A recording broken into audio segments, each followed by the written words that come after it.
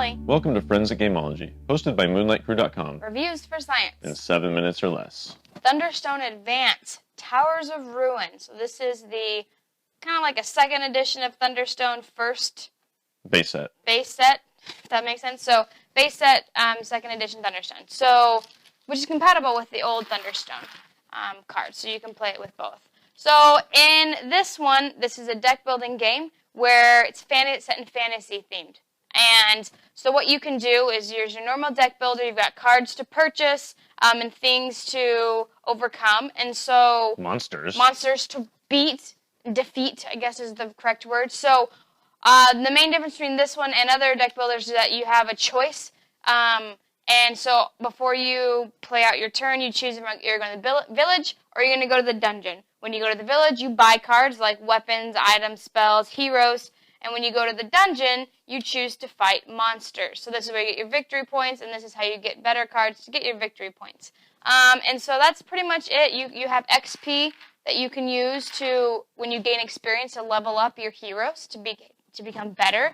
And it is a cool mechanic of resting, which is you can always trash a card if you don't want to do either dungeon or village. So let's talk simplicity versus complexity. This game has a lot of complexity in that there are 4 different things you can do on your turn. Besides visiting the dungeon or the village, you can rest, which is just trash a card, or you can prepare, which is a new addition to the Thunderstone line where you take any number of cards from your hand, set them down on top of your draw deck, discard the rest, and that's your turn. You draw up and you've kept some cards from your hand.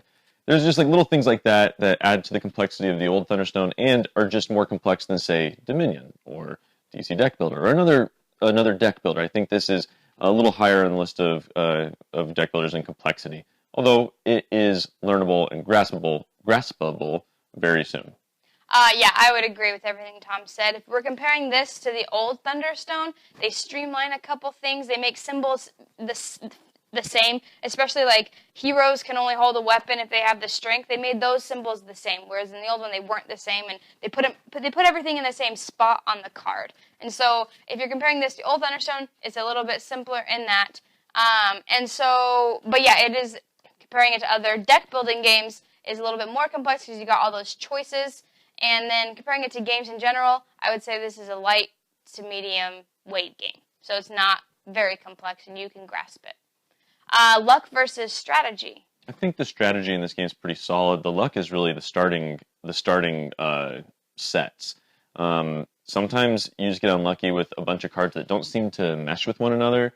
You got a Dwarven Bear Hammer, and there aren't any dwarves on the board, and there's not a lot of people that are strong enough to lift a hammer. Or you'll have like the Dwarven Ale or the Elven this, and there's not those aren't on the board.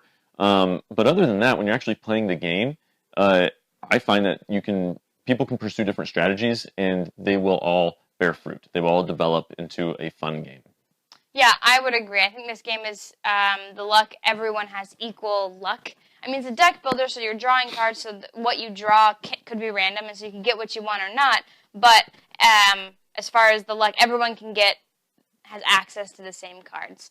In this one, there is ambushes and raids. So when something comes off the top and it says raid, then if you just went to the dungeon, you're going to get attacked in some kind of way. So there's that luck, and some of the monsters have some luck things.